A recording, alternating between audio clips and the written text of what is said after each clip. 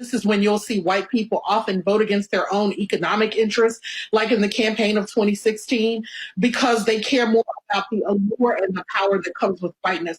So this isn't necessarily about their ignorance. It's about a deliberate kind of obliviousness, right?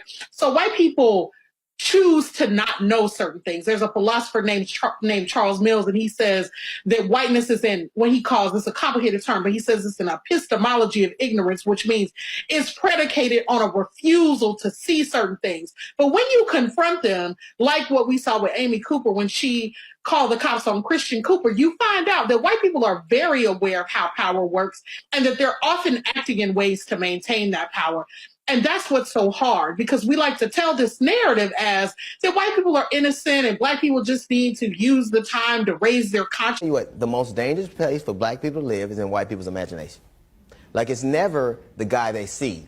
It's not the black guy, it's the black guy in Chicago. It's the black guy they saw on the news. It's the black guy on the video. Like, I'm scared of the black dude in their imagination.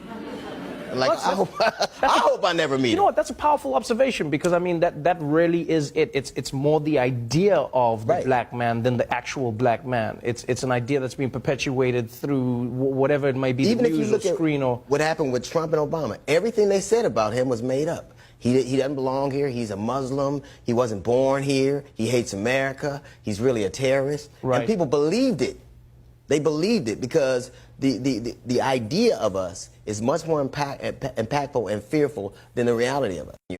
Conjunction function, what's your function? So let me get this straight. Here in America, we say that education is the great equalizer, but y'all got more beef for defunding the police than y'all have for them defunding public education for the last 11 years, man. You see these two expensive ass degrees I got in my hand? To me, it showed that the same people that say all lives matter ain't got that same energy when it comes to them jobs, because the educators in this country are underpaid and overworked. You know what I'm saying? So it seemed like it would make a lot of sense to use the money that's being defunded from the police to circumvent back into education. That way we will have more educated police, and we also will have more educated people to be policed. You know what I'm saying? And that's just keeping it real, because, you know, education is elevation. And again, Sally Mae, on these expensive ass degrees I got because tuition kept on raising when I was in college, man.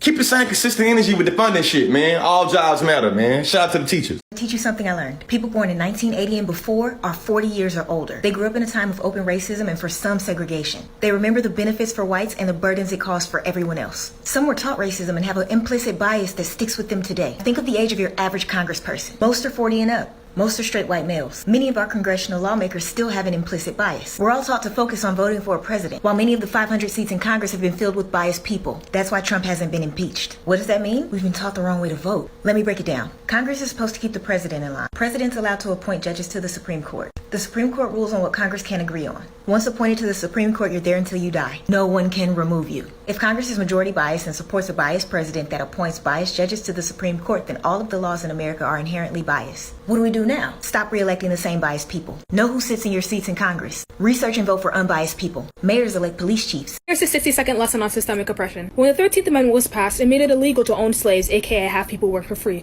However, there was a part in it that made it okay for prisoners to work for free. So this loophole provided a gateway for the government to arrest black people for absolutely no reason and have them work for free. They would arrest them for petty crimes like vagrancy, loitering, all that type of stuff in order to have them work on the plantations again. Not only this, but black neighborhoods were heavily policed in order for them to arrest more black people. Things like redlining and banks refusing to give out loans to black people made it harder for them to live in specific areas, therefore pushing them towards other areas that were heavily policed. These areas had school systems where the teachers were underpaid, there weren't enough extracurricular activities, and there weren't enough resources or tools for the students to use. Implicit biases that are implemented in our society make it harder for black people to get certain jobs, certain housing, and apply to certain schools because of the way, sometimes, their name sounds. Black students are 3 times more likely to be suspended for the same infractions that white students are. Black women are 243% more likely to die from childbirth or pregnancy-related issues, exposing the extreme bias against black people in the healthcare system. This only scratches the surface. Get some water and hydrate, because class is not over yet. Michael Donald. Michael Donald is documented as the last person in U.S. history to have been lynched. Now let me give you a little bit of background. In 1981, there was a black man on trial for the murder of a white police officer. The race is for context. Now, that ended in a mistrial. The KKK had already had a discussion that if this trial did not go in their favor, they would take matter into their own hands. which is what they did. Michael Donald had absolutely nothing to do with this trial. They saw him walking down the street. He was headed to the store. They held him at gunpoint, slit his throat, and hung him by a tree. Now, if you realizing that you were not taught this in school, you learned this as an adult, or you're just learning this now, there are probably other people who are in that same box. So I ask that you share this knowledge, because guess what? Ignorance is no longer an excuse. Has slavery ever been illegal in the United States? Short answer, no. Long answer, the 13th Amendment, aka the abolishment of slavery, states that slavery or involuntary servitude is illegal in the United States, unless it's a punishment for crime. This means that after all the slaves were freed, white America was in fear of the economy collapsing without all the free labor, so they decided to start arresting black people for petty crimes such as loitering, fitting the vague description of a criminal, and even homelessness. This was the start of mass incarceration, and why black people make up a little over 13% of the U.S. population, but over 70% of the U.S. prison population, because America has never been able to be economically stable without benefiting from free labor and slavery. Thank you. Sick and tired of being sick and tired. Hey, when it comes to that George Floyd case, my people, there should be a few things that have been made evident. The first thing is that we know that the legal system has a different orientation to our bodies than they got to everybody else's. You see, the law says that we have some things about harsh and unusual punishment, you know what I'm saying? Being able to see a trial by jury, being able to have a counsel, hell, being able to be seen as innocent to proven guilty. Yet, somehow, some way, we got folks that still take up the right to be the judge, the jury, and the executioner when it comes to our people really doing anything. Number two, we see that to this day, it's going to be people that's more pissed off by that knee that Colin Kaepernick took than the knee that killed George Floyd. And number three, we see this country cares more about property destruction than it cares about the value of life. We see that this country cares more about the symbols of authority than it cares about our humanity. And that's on keeping it real. No gas. So let's talk about the FBI targeted the Black Power movement. In 1967, the FBI initiated a covert action plan called COINTELPRO to disrupt and neutralize the organization of the Black Power movement. They characterized the Black Power movement as a hate group, outlined in the memo, and I quote, to prevent the rise of a messiah, someone who could unify and electrify the militant of a national movement. Martin Luther King, Elijah Muhammad, and Stokely Carmichael were all highlighted in this memo. The FBI prevented black leaders and groups from gaining respectability and disrupting organizations. The FBI and other law enforcement killed movement leaders and members in groups. December of 1969, FBI murdered Fred Hampton. He was one of the leaders of the Black Power movement, but the FBI deemed him as a radical threat. They shot him 8 times while he was asleep. And this is just to name a few the FBI has targeted.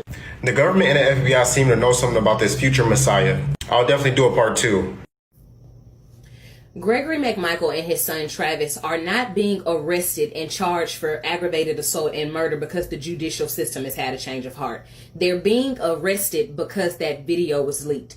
I need us not to pull out our pom-poms too fast and start celebrating something that's not worth celebrating. A charge is not the very same thing as a conviction. No one has served time. No one has been reprimanded. And the simple fact that it is going to a grand jury and you would really need a group of people to help you deliberate on if something clearly is murder, when it clearly is murder, yeah, that should let us know that this is a soft letting down. This is the typical motions of racism and white supremacy.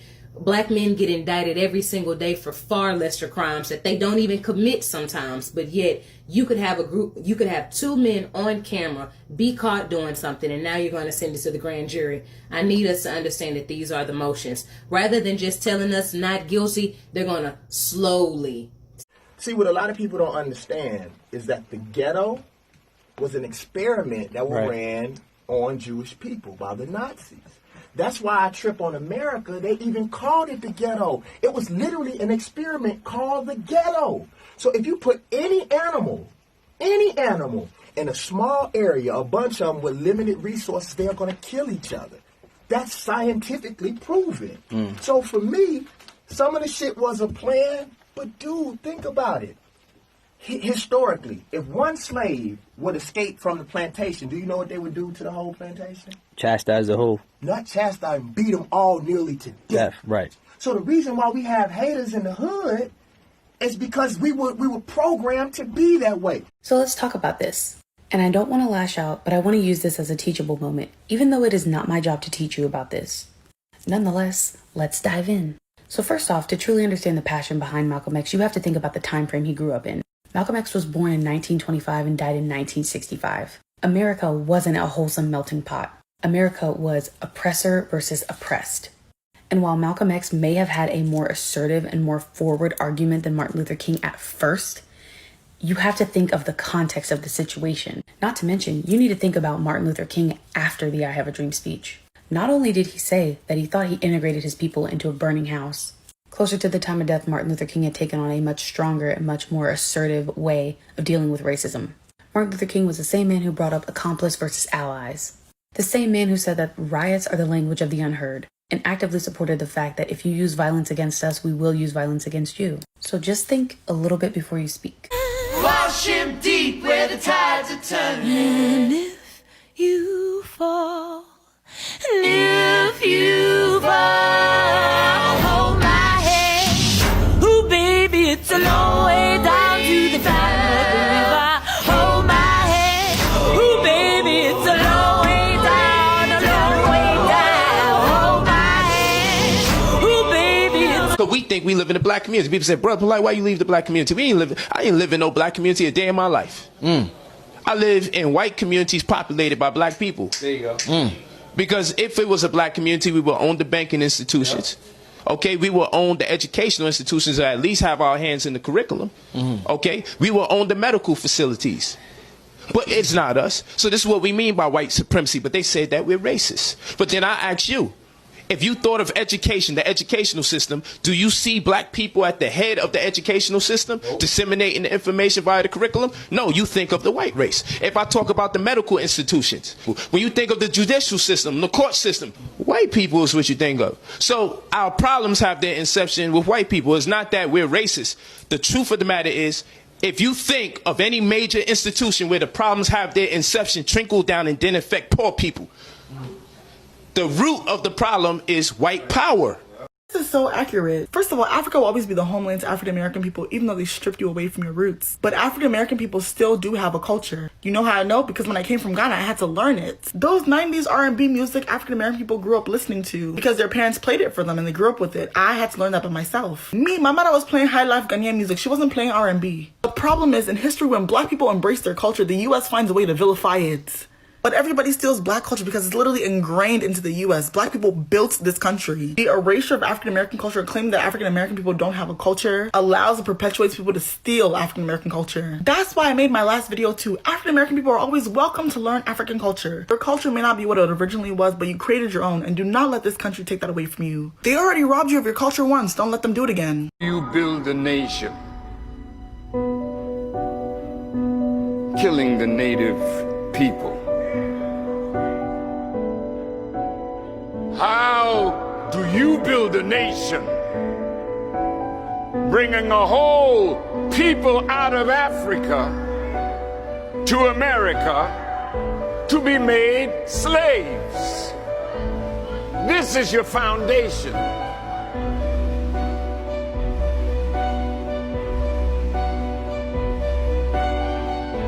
The world is looking at a country going to hell. So we are living in the time of the unraveling of this great nation. What's really crazy to me is how much people honestly hate the truth. We live with these stereotypes and people taking the liberty to rewrite our historical narratives. But then when someone actually tells the truth about white people, now it's a problem. I mean, is it not true that everywhere white people have gone, the Aboriginal or native people of that land have suffered significantly? Is it not true that King Leopold of Belgium killed approximately 15 million Africans? Is it not true that Europeans came to Australia and massacred the Aboriginal people there? Is it not true that Asians and Africans came to the Americas before Columbus did, but they didn't start the enslavement of one group of people and the genocide of another? Is it not true that Jewish people owned slaves and therefore benefited in American slavery? And that's my thing. Ain't nobody saying that you have to carry that with you your whole life, but the fact that you come to me talking about unity and allies and all that, and you won't even acknowledge your history is a problem. We can't get any progress when you lie about what happened historically and get mad at us for telling the truth. Sorry, but we not going along with these lies no more.